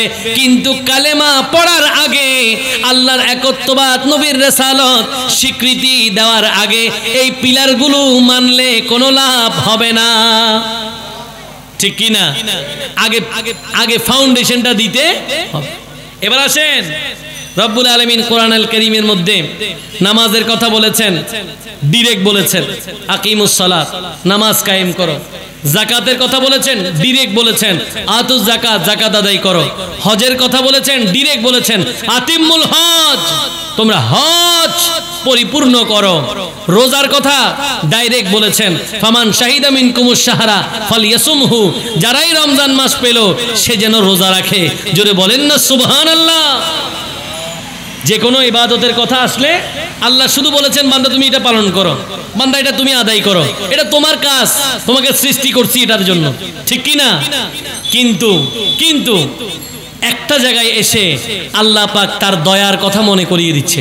সুবহানাল্লাহ। নামাজ এটা আমাদের কাজ, রোজা এটা আমাদের কাজ, যাকাত এটা আমাদের কাজ, হজ এটা আমাদের কাজ, কালেমা এটা আমাদের আমল, এটা আমাদের কাজ, এগুলো আমাদের করতে হবে। কিন্তু আল্লাহ পাক এগুলোর ব্যাপারে এক জায়গায়ও বলেন নাই এগুলো দিয়ে তোমাদেরকে আমি দয়া করেছি, এগুলো দিয়ে আমি তোমাদেরকে এহসান করেছি, এই কথাগুলো বলে নাই। আল্লাহ বলেছেন আমি তোমাদেরকে ইবাদত করার জন্য, আল্লাহর গোলামির জন্য সৃষ্টি করেছি, তোমরা এগুলো করো। কিন্তু এক জায়গায় আল্লাহ পাক এমন একটা বিষয় দিলেন যেখানে বললেন যে বান্দা আমি এটা দিয়ে তোমাদেরকে দয়া করছি। সুবহানাল্লাহ বলেন। আসুন কি সেটা যেটা দিয়ে আল্লাহ আমাদেরকে মনে করিয়ে দিচ্ছে এই আল্লাহর বান্দারা তোমাদেরকে এটা দিয়ে আমি দয়া করলাম, সেটা কি? কোরআনের ভাষায় থেমে গেলে কি বলবেন? একটু জোরে বলেন। সবচেয়ে বেশি অ্যাক্টিভ সামনের গুলো, পেছনের গুলো শুধু তাকাই আছে। আপনারা কি রাগ করছেন নাকি? তো আওয়াজ আজকে মনে দেবেন না, বাসা থেকে কি নিয়ত করছেন না হুজুর যতই বলুক আল্লাহর জিকির নবীর দুরুদের কথা আমি বলবো না, এরকম নাকি? আমার সাথে কি আপনাদের কোনো রাগ আছে? আজকে আমিও আসছি, আপনারাও আসছেন, এটা আমাদের সৌভাগ্য, ঠিক কিনা? একসাথে আর কোনোদিন জীবনে দেখা হবে কিনা বলতে পারছি না, ঠিক কিনা? আপনি এরকম একটা মাহফিলে বসবেন, আমিও কিছু কথা বলবো, এরকম সুযোগ জীবনে আর নাও আসতে পারে, ঠিক কিনা? তো আজকে যে আসছেন এটাকে একটু কাজে লাগানোর দরকার আছে না নাই? এটাকে স্মৃতির পাতায় তুলে রাখার দরকার আছে না নাই? হয়তো এমনও হতে পারে আজকে আমি যাওয়ার সময় পথের মধ্যে ইন্তেকাল করলাম, আপনি শুনলেন, শুনে অন্তত এটা তো বলবেন না যে আমি একজন খারাপ লোক, নিঃসন্দেহে বলবেন উনি একজন ভালো লোক, উনি আমাদেরকে একটু আগেই আল্লাহর নবীর কথা বলেছেন, নামাজ রোজা হজ যাকাতের কথা বলেছেন, ঠিক কিনা? আর আপনাদের মধ্যেও যদি কারো এমন হয় আমি পর্যন্ত যদি নিউজ পৌঁছে, আমি হয়তো এটাই বলবো যে আহা কিছুক্ষণ আগেই তো আমাদের সাথে একসাথে আল্লাহর জিকির করেছে, নবীর দুরূদ শরীফ পড়েছে, ঠিক কিনা? আসুন আমরা সবাই ভালোবেসে একটু মহব্বতে আল্লাহর নবীর দুরূদ শরীফ পড়ি। আল্লাহুম্মা সাল্লি আলা সাইয়্যিদিনা মাওলানা মুহাম্মাদ ওয়া আলা আলি সাইয়্যিদিনা মাওলানা মুহাম্মদ। কি দিয়ে আল্লাহ দয়া করেছেন কোরআনের ভাষায় আমরা শুনবো, থেমে গেলে সবাই একসাথে কি বলবেন উঁচু আওয়াজে? বিসমিল্লাহির রহমানির রহিম। লাকাদ মান্নাল্লাহু আলাল মুমিনিনা ইয বা'আসা ফীহিম রাসূলা। রব্বুল আলামিন হাকিমুল হাকিমিন পবিত্র কোরআন আল কারীমের সূরা আলে ইমরানের 164 নং আয়াতের মধ্যে এলান করতে লাগলেন। আল্লাহ বলেন লাকাদ মান্নাল্লাহ, আল্লাহ বলেন আমি তোমাদেরকে এহসান করেছি, দয়া করেছি, আলাল মুমিনিন ঈমানদারদের উপরে আমি দয়া করেছি। কি দিয়ে দয়া করেছেন? যে দয়ার কথা আল্লাহ মনে করিয়ে দিচ্ছেন। আল্লাহ তো আমাদেরকে অনেক দয়া করেছেন, ঠিক কিনা? আমরা তো আল্লাহর দয়ায় ডুবে আছি, আমরা তো আল্লাহর রহমতে ডুবে আছি। আমাদের আল্লাহর রহমত ছাড়া নিজেদের কোনো কিছু, একটা কদম যে সামনে দেব আমাদের কোনো পাথেও রহমত কার? আর উচ্চ আওয়াজে বলেন। এই জন্য তো আল্লাহ পবিত্র কোরআনে বারবার বারবার সূরা আর রহমানের মধ্যে এলান করেছেন বিসমিল্লাহির রহমানির রহিম। فبأي آلاء ربكما تكذبان। রব্বুল আলামিন সূরা রহমানে একটু পরপর বারবার মনে করে দিচ্ছেন বান্দা অতঃপর তোমরা আল্লাহর কোন কোন নিয়ামতকে অস্বীকার করবে? কোন নিয়ামতকে অস্বীকার করবে? আমরা তো সবই স্বীকার করি, জোরে বলেন না সুবহানাল্লাহ। আল্লাহ পাক এত এত দয়া করছেন, কিন্তু একটা দয়ার কথা তুলে ধরে আবার মনে করায় দিচ্ছে বান্দা আমি কিন্তু তোমাকে দয়া করছি। সুবহানাল্লাহ বলেন। আমরা যখন কোনো বন্ধুকে সহযোগিতা করি, কাউকে কিছু দিই, বিপদের দিনে, বন্ধুর যখন ভালো দিন আসে, বন্ধুর যখন আবার সেই আগের দিন সুখের দিন ফিরে আসে, তখন বন্ধু আরেক বন্ধুর সাথে যখন কথা হয়, তখন এক বন্ধু আরেক বন্ধুকে ওই দুর্দিনের কথা মনে করিয়ে দেয়। এই বন্ধু, আজকে তোমার সুখের দিন, কিন্তু মনে রাখবা তোমার দুঃখের দিনে আমি ছিলাম। কি বলেন, ঠিক কিনা?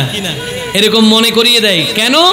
কারণ আজকের এই সুখের দিনে অনেক বন্ধু তুমি পাবা, কিন্তু দুর্দিনের আমার বন্ধুত্বের কথা তুমি ভুলে যেও না।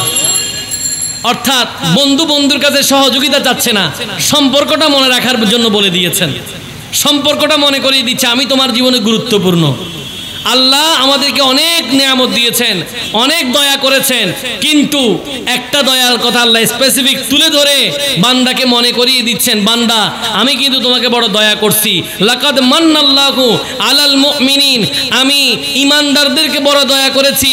ইজ বাসা ফীহিম রাসূলা, কারণ আমি তাদের মাঝে আমার রাসূলকে দান করেছি। জোরে বলেন না সুবহানাল্লাহ। সুবহানাল্লাহ। রাসূলকে দিয়ে দয়া করেছেন বলতেছে। কে বললেন? রসুল দিয়ে আমাদেরকে ঈমানদারদেরকে এহসান করেছেন বললেন। খুব খেয়াল করেন, আল্লাহ কিন্তু এখানে মুসলমানদেরকে মেনশন করে নাই। মুসলমানদেরকে মেনশন, কারণ মুসলমান আবার দুই প্রকার। মুসলমান আবার কয় প্রকার? ইসলামের শুরুর দিকে যদি দেখেন, অনেকে মুসলমান হয়েছে কিন্তু পরবর্তীতে মুনাফিক ছিল। কি ছিল? এদের মধ্যে একজন হচ্ছে আব্দুল্লাহ ইবনে উবাই। আব্দুল্লাহ ইবনে একজন বড় মুনাফিকদের সর্দার। এ মুসলমানদের সাথে বৈঠকে সিদ্ধান্ত নেই কাফেরদের বিরুদ্ধে যুদ্ধ করবে। ওইদিকে মুসলমানদের বৈঠকের সব তথ্যগুলো নিয়ে গিয়ে কাফেরদেরকে বলে আমি তোমাদের সাথে আছি। নাউজুবিল্লাহ বলেন। বাহ্যিক দৃষ্টিতে সে মুসলমান, আসলে সে মুনাফিক। আসলে সে কি? এই জন্য আল্লাহ পাক বললেন আমি নবী দিয়ে দয়া করেছি ঈমানদারদেরকে, মুসলমানদেরকে নয়। নবী সবার জন্য রহমত, কিন্তু সবাই তো রহমত নিতে পারছে? সবাই রহমত নিতে পারে নাই। আবু জেহেল নবীর সামনেই ছিল, ঠিক কিনা? সিদ্দিক আকবর রাদিয়াল্লাহু তাআলা আনহু নবীর সামনেই ছিল, কিন্তু সিদ্দিক আকবর রাদিয়াল্লাহু তাআলা আনহু আফজালুন নাস বাদাল আম্বিয়া, নবীগণের পরে পৃথিবীর মধ্যে শ্রেষ্ঠ ব্যক্তি হযরত আবু বকর সিদ্দিক রাদিয়াল্লাহু তাআলা। একই দূরত্বে একই সাথে আবু জেহেল ছিল, যার নাম ছিল আবুল হাকাম, জ্ঞানীর বাবা। নবীর ঈমান, নবীকে না চেনার কারণে বিশ্ববাসী তাকে চিনে মূর্খের বাবা আবু জাহেল।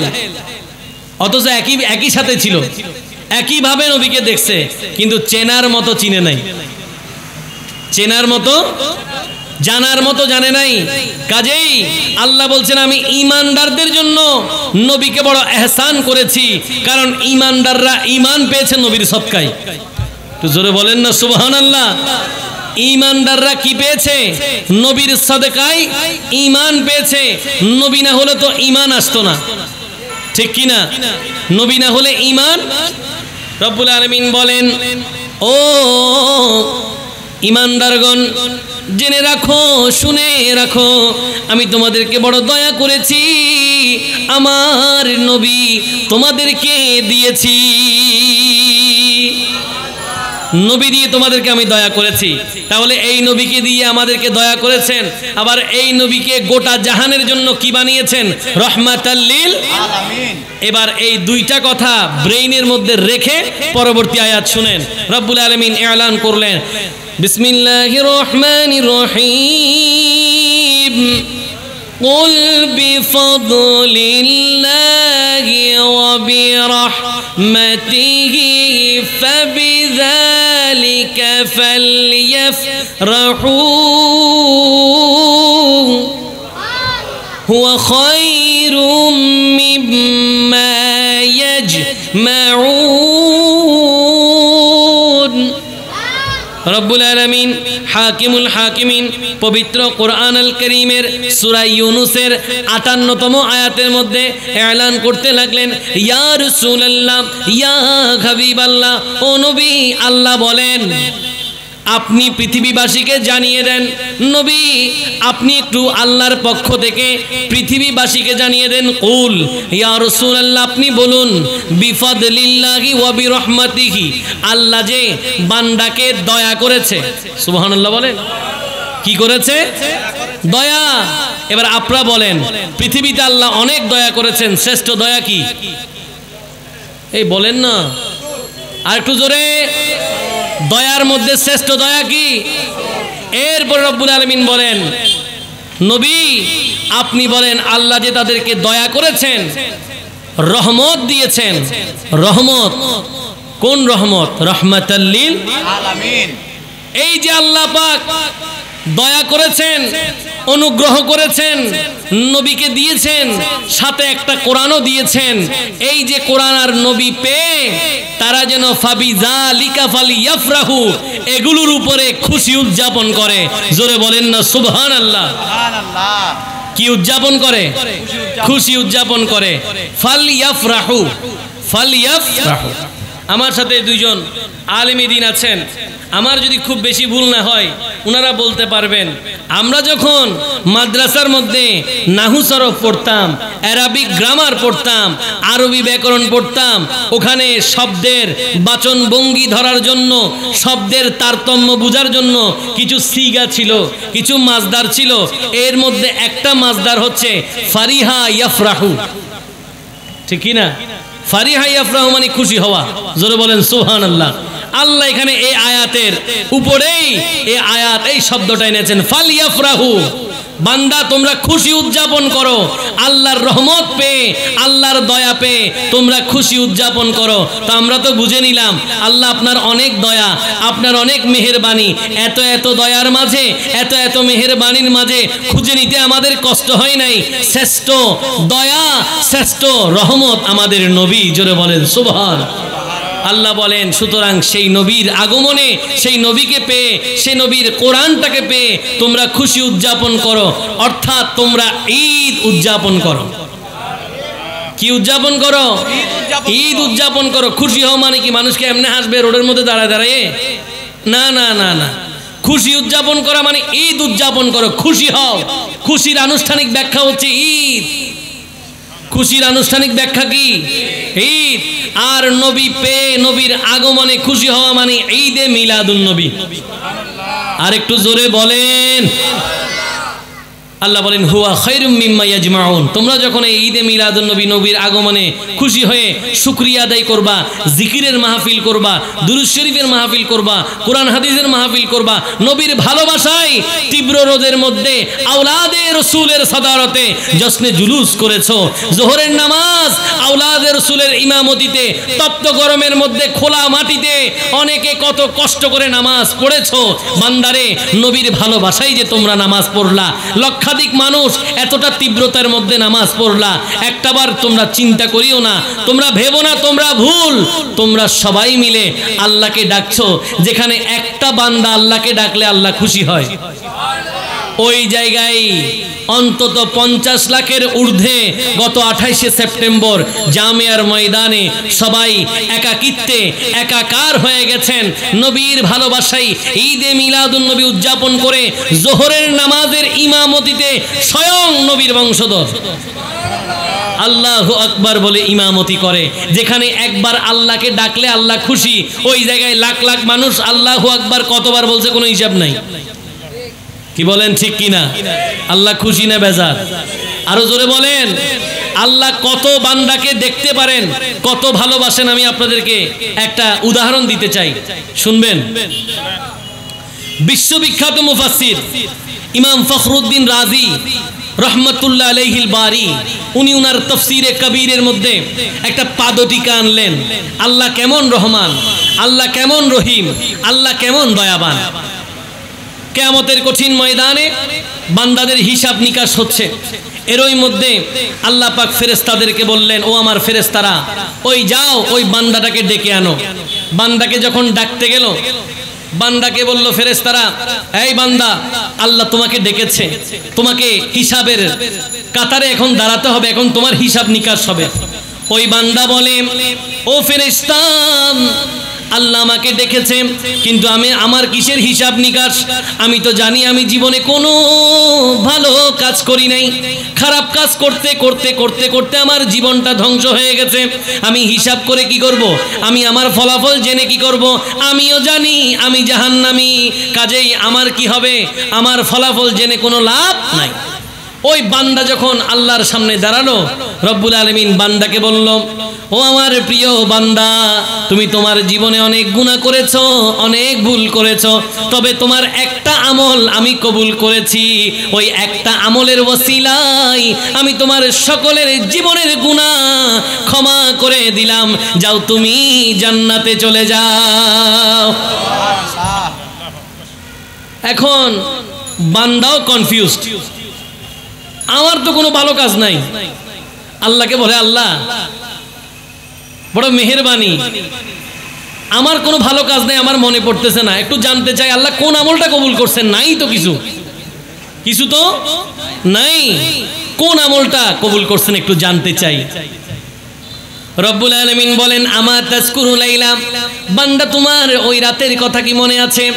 একদিন গভীর রাত্রের মধ্যে তুমি যখন ঘুমাচ্ছিলাম, হয়তো ডান কাত হয়ে হয়তো বা বাম কাত, ওই একদিক থেকে আরেক দিক যখন মুখ ফিরাচ্ছ, পাশ ঘোরাচ্ছ, ডান থেকে বাম দিকে কিংবা বাম থেকে ডানে ফিরছো, বান্দা ওই ফিরার মাঝখানে তুমি ঘুমের গভীরে একবার ডেকেছো আল্লাহ। ওই একটা ডাক আমার এত পছন্দ হয়েছে, ওই ডাক এত ইখলাস পূর্ণ, এত ভক্তি ছিল ওই ডাকের মধ্যে, ওই একটা ডাকের ওসিলায় আমি তোমার জীবনের সকল গুনাহ ক্ষমা করে দিলাম।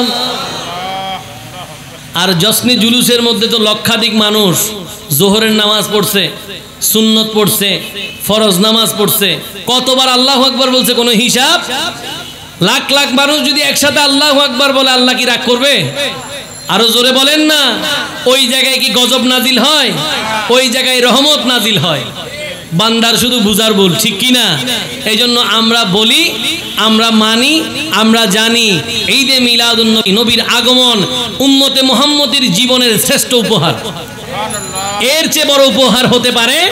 এই জন্য আমরা বলি সকল ঈদের সেরা ঈদ ঈদে মিলাদুন নবী। আর একটু জোরে বলেন না, সকল ঈদের সেরা ঈদ। ভাইরা মাঝে মাঝে বলেন ঈদ তো দুইটা, আপনি আবার কোনটা বের করলেন? ঈদ তো দুইটা, ঈদুল ফিতর, ঈদুল আজহা। আপনি আবার নতুন করে ঈদে মিলাদুন নবী বললেন যে? আমি বললাম ঈদুল ফিতর বানাইছে কে? ঈদুল ফিতর তো তুমি জানতা না, ঈদুল ফিতর তোমার ছিল না, ঈদুল আজহা তোমার ছিল না, তুমি ঈদুল ফিতরও পাইলা কোথায়, ঈদুল আজহাও পাইলা কোথায়? যেই নবী চিনাইছে বলে তুমি ঈদ চিনো, ঠিক কি না? 29 তারিখ চাঁদ উঠলে 30 তারিখ সেটা শাওয়াল মাসের 1 তারিখ হয়, ওই দিন ঈদুল ফিতর হয়। এটা কি আমাদের বানানো? নবী শিখিয়েছেন বলে ঈদুল ফিতর হয়েছে। নবী ওই যে জিলহজ মাসের 10 তারিখ ইয়াউমুন নহর, নবী কোরবানির দিন, নবী কোরবানি করেছে বলে আপনি আমি কোরবানি করতেছি, নাকি এখানে আর অন্য কিছু আছে? নবী কোরআনটাকে পৃথিবীতে শ্রেষ্ঠ গ্রন্থ বলেছেন বলে কোরআন হয়েছে। আমি আপনাদেরকে একটা লজিক দিই, ভালো লাগলে নিবেন, না লাগলে লজিক আমারটা আবার আমাকে দিয়ে যাবেন, কোনো অসুবিধা নাই, মানতেই হবে এমন কোনো কথা নাই। আপনারা জানেন বছরের মধ্যে একটা শ্রেষ্ঠ রাতের নাম হচ্ছে লাইলাতুল কদর। সুবহানাল্লাহ পড়েন। এই লাইলাতুল কদর, এই কদরের রাত্রি ধরার জন্য অনেকে ইতিকাফে থাকে, ঠিক কি না? যাদের সামর্থ্য আছে মসজিদে নববীতে যায়, কেউ মক্কাতুল মুকাররমায় যায়, কেউ বা আপন আপন বাড়ির মসজিদে, কেউ বা ঘরের কোনায় অনেক মহিলারা ইতিকাফ করে। কেন? বলে এই শেষ দশকের 5টা বেজর রাতের মধ্যে কি আছে? লাইলাতুল কদর আছে। বান্দা সেই মূর্খ হোক আর জ্ঞানী হোক, সবাই বলে কদর পেয়ে গেলে তো পেয়ে গেলাম, ঠিক কি না? পেয়ে গেলাম তো পেয়ে গেলাম, আর কোনো কথা নাই। এই জন্য ইতিকাফে থাকে। আশ্চর্য ব্যাপার, এই কদর ধরার জন্য আপনি এত পাগল হয়ে গেলেন, কদরকে একটু জিজ্ঞেস করেন না, কদর তুমি কেমনে কদর হলা? তোমার ব্যাপারেই তো আল্লাহ পাক কোরআন আল কারীমে বলেছেন লাইলাতুল কদরি খায়রুম মিন আলফি শাহর। এই রাত এমন রাত, 1000 মাসের রাতের চেয়ে উত্তম। এরপরে মানুষ কদর ধরার জন্য পাগল হচ্ছে, কারণ এটা 1000 মাসের রাতের চেয়ে উত্তম একটা রাত, ঠিক কি না? এখন কদরকে বলি, কদর তুমি কেন কদর হলে? কদরের শুরুতেই এটার উত্তর আছে, ইন্না আনজালনাহু ফি লাইলাতিল কদর। জোরে বলেন সুবহান। আল্লাহ বলেন কদর কেন কদর হয়েছে? কারণ এর মাঝে আমি কোরআন নাজিল করলাম। কি নাজিল করলাম? কদর দামি হয়েছে কোরআনের কারণে। কোরআনকে এবার প্রশ্ন করেন, কোরআন তুমি কেন দামি? সুবহানাল্লাহ বলেন। কোরআন তুমি কেন দামি হয়ে গেলে? তোমার এত গুরুত্ব কেন? কোরআন বলে আমাকে নিয়ে একটু গবেষণা করো, খুঁজে পেয়ে যাবা। অবস্থানগত দিক থেকে, স্থানগত দিক থেকে কোরআনের সূরাসমূহ দুই প্রকার। কয় প্রকার? মক্কি, মাদানী। মক্কি, নবী যখন মক্কায় কোরআন তখন মক্কি, নবী যখন মদিনায় কোরআন তখন মাদানী। সুবহানাল্লাহ বলেন। এমন কোনো দিন হয় নাই যখন নবী মক্কায় ছিল কোরআন তখন মদিনায়, কিংবা নবী মদিনায় কোরআন মক্কায় আসছে, এরকম কোনো দিন। আল্লাহ পাক বলেন, লাউ আনজালনা হাযাল কুরআন আলা জাবালিন লারাআইতাহু খাশিয়াম মুতাসাদ্দিয়াম মিন খাশিয়াতিল্লাহ হাবিব।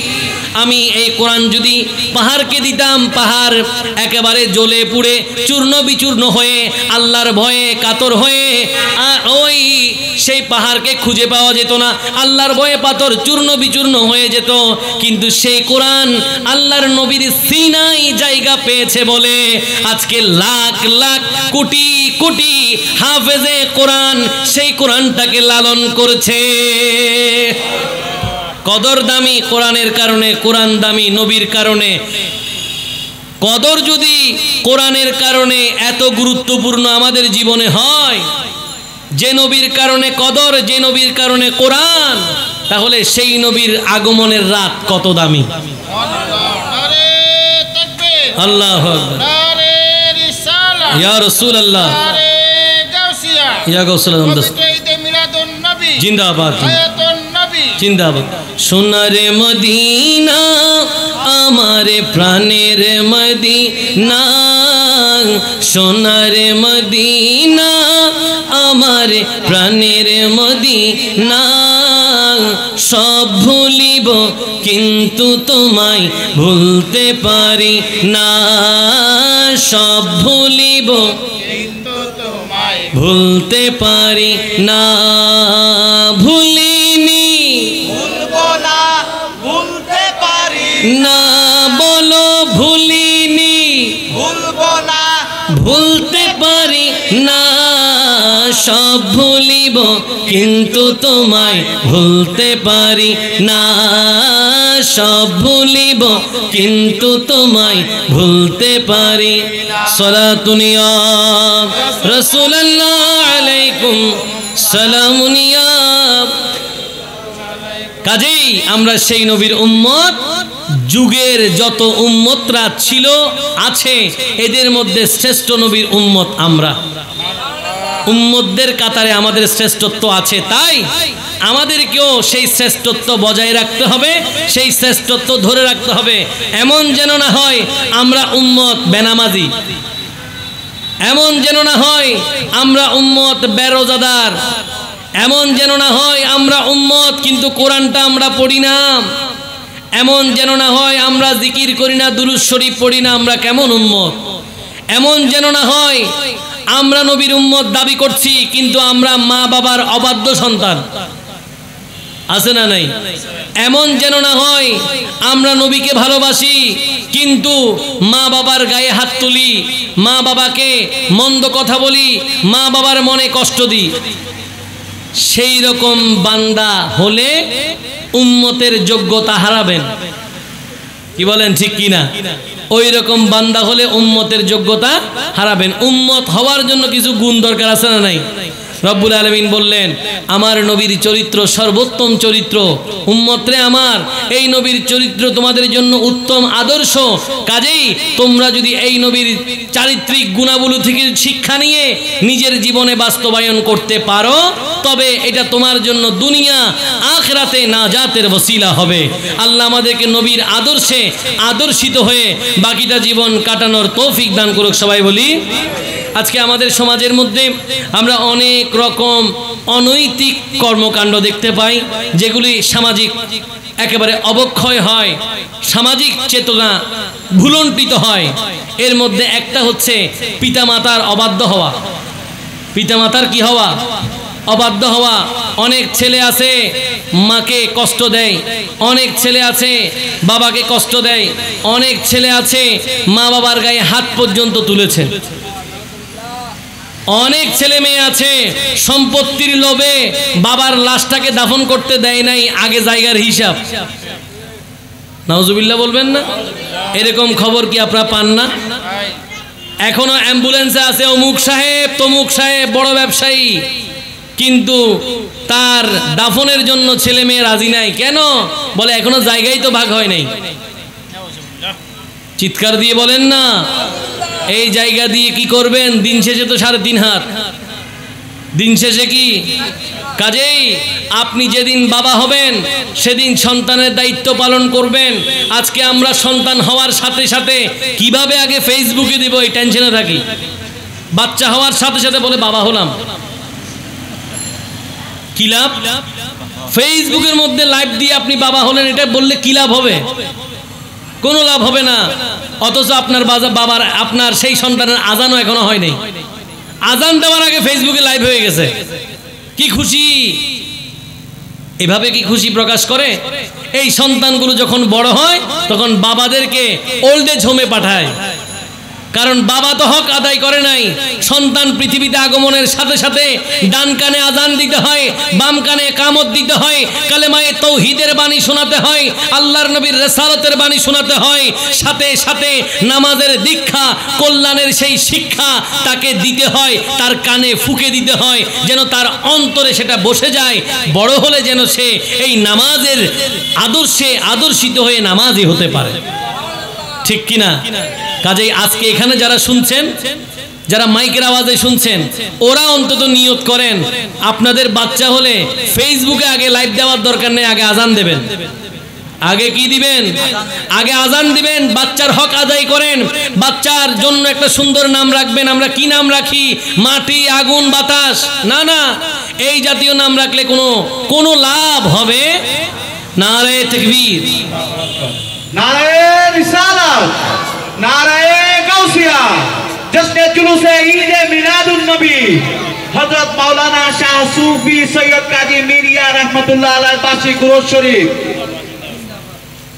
আমাদের মাঝে উপস্থিত হয়েছেন আঞ্জুমানে রহমানী আহমদিয়া সুন্নিয়া ট্রাস্টের রিসার্চ সেন্টারের সম্মানিত পরিচালক এবং ওয়ালি হযরত মাওলানা আবুল হাশেম আল কাদেরী মাদ্দাজিল্লুহুল আলী হুজুরকে ইন্তেজামিয়া কমিটির পক্ষ থেকে আন্তরিক মুবারকবাদ। মাওলানা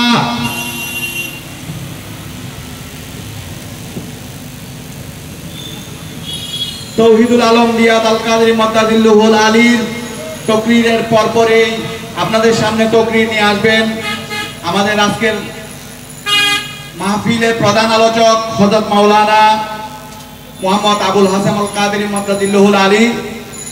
হুজুরকে আসন গ্রহণ করার জন্য ইন্তেজামিয়া কমিটির পক্ষ থেকে বিনীতভাবে অনুরোধ করছি। সে আওলা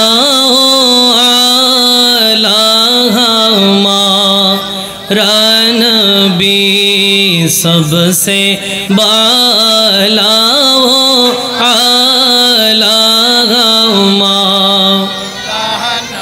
बी सबसे औला वो आला